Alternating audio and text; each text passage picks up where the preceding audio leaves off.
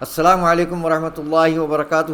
الحمدللہ رب العالمین الصلاۃ والسلام علی رسولہ الکریم. اما بعد فاعوذ باللہ من الشیطان الرجیم. بسم اللہ الرحمن الرحیم. برادران اسلام، بھائیوں بہنوں اور بچوں، آج ہم نیا سبق لیں گے قرأت سبع و عشرہ. اس سے پہلے بتائے تھے کہ کیا ہوتا ہے قرأت سبع و عشرہ.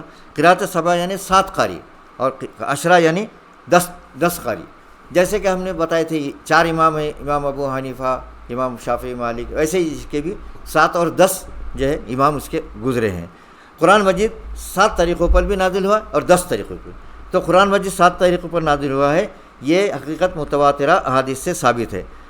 ان ھذا القرآن انزل علی 7 احرف فاقرؤوا ما تیسر منہ.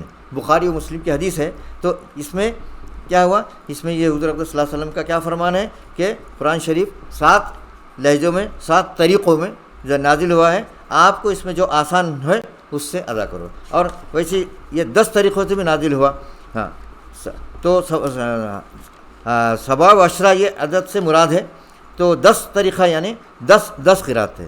تو عشرہ قرأت متواترہ یہ حضور اقدس صلی اللہ علیہ وسلم نے فرمایا کہ 10 طریقوں سے بھی جو ہے قرآن نازل ہوا. یہ اللہ تعالیٰ کی کتاب کا معاملہ ہے بالاجماع. تو اس میں ہم 10 طریقوں سے اس کو پڑھ سکتے ہیں. تو 7 اور 10 ایسا.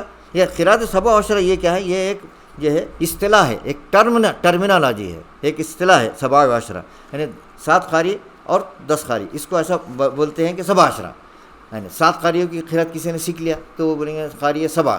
آپ کسی نے پورے 10 قاریوں کی قرأت سیکھا تو اس کو میں عشرہ اور سبع و عشرہ کیا ہوا ہوں، یعنی خالی عشرہ نہیں بولتے، اس کو سبع و عشرہ کی قاری ہے بولتے. تو ایک اصطلاح ہے، ایک ٹرم ہے سبع و عشرہ. تو جیسا کہ 7 قاری اور 10 قاری، 7 امام اور 10 امام، ان کی قرأت سے ہم پڑھتے ہیں. تو یہ جو ہے یہ، اور اس سے جو ہے ان کے اختلافی مسائل سے پڑھنے پر جو ہے معنی نہیں بدلتے اور قرآن صحیح پڑھا جاتا.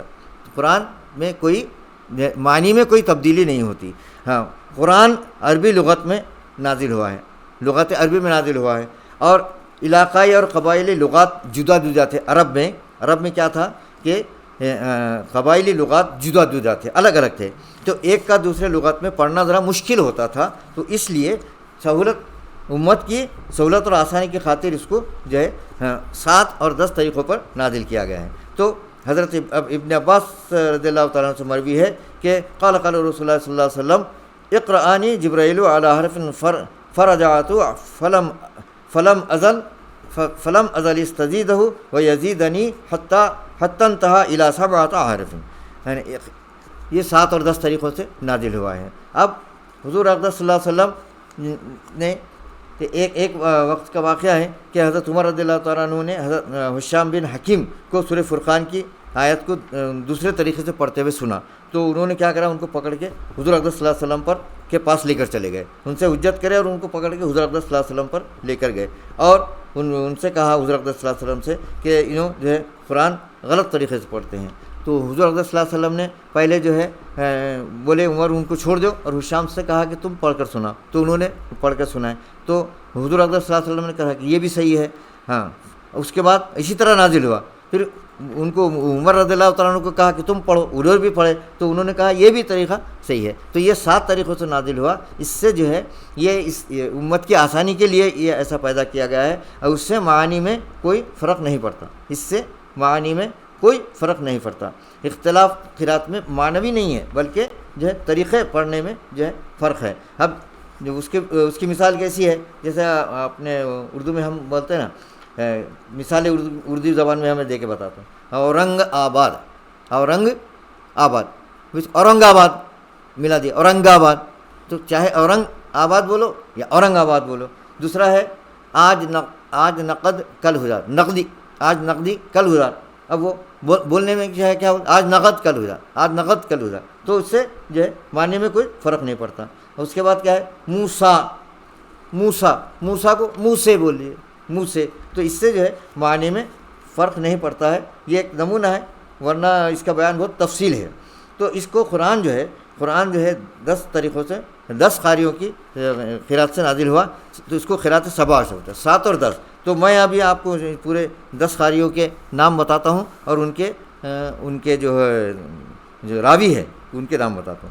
پہلے قاری ہے امام نافع مدنی، ان کے جو ہے پہلے قاری پہلے امام قاریوں کے امام نافع مدنی، ان کے شاگرد ہے قالون اور ورش۔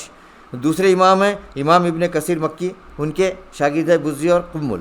تیسرے امام ابو عمر بصری، ان کی جو ہے دوری، ان کے جو ہے راوی ہے دوری اور سوسی۔ پھر اس کے بعد امام ابن عامر شامی، ان کے جو ہے 2 راوی ہے حشام اور ابن زکوان۔ پانچویں قاری ہے امام عاصم کوفی، ان کے شاگرد ہے شعبہ اور حفص، ان کے راوی۔ تو ہم جو قرات پڑھتے ہیں وہ قرات عاصم کوفی کی ہے اور روایت حفص رحمۃ اللہ علیہ کی۔ قرات عاصم کوفی کی اور روایت حفص رحمۃ اللہ علیہ کی۔ چونکہ حفص رحمۃ اللہ علیہ کی روایت پورے جو ہے قاریوں میں سب سے آسان ہے، آسان اور سہل ہے، اس لیے دنیا میں زیادہ تر انہی کی روایت سے قرآن شریف پڑھا اور لکھا جاتا ہے۔ امام حضرت اللہ کوفی، ان کے شاگرد ہے خلف اور خلاد۔ اس کے بعد امام علی کسائی ہیں، ان کے جو ہے راوی ہیں ابو الحارث دوری کسائی۔ اور 8ویں ہے امام ابو جعفر مدنی، ان کے راوی ہے ابن وردان اور ابن جماز۔ اس کے بعد ہے امام یعقوب حضری، ان کے راوی ہے رویس اور روم۔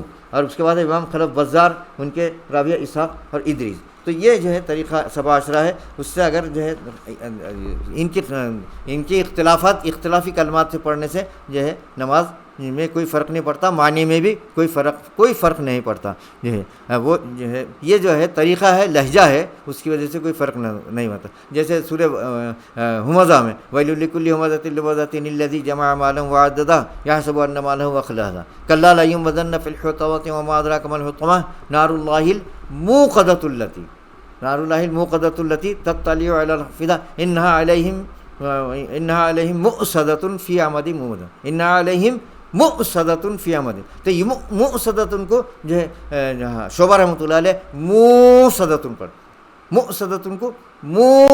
پڑھتے۔ یہ ایک مثال ہے، ایسی بہت سی مثالیں ہیں۔ تو اگر یہ جو اختلافات ہے 7 عشرہ کے اختلافی کلموں کو پڑھنے سے جو ہے معنی میں کوئی فرق نہیں پڑتا، یہ ایک لہجہ ہے، ایک وہ ہے، تو اس سے جو ہے کوئی فرق نہیں پڑتا۔ وآخر دعوانا ان الحمد للہ رب العالمین۔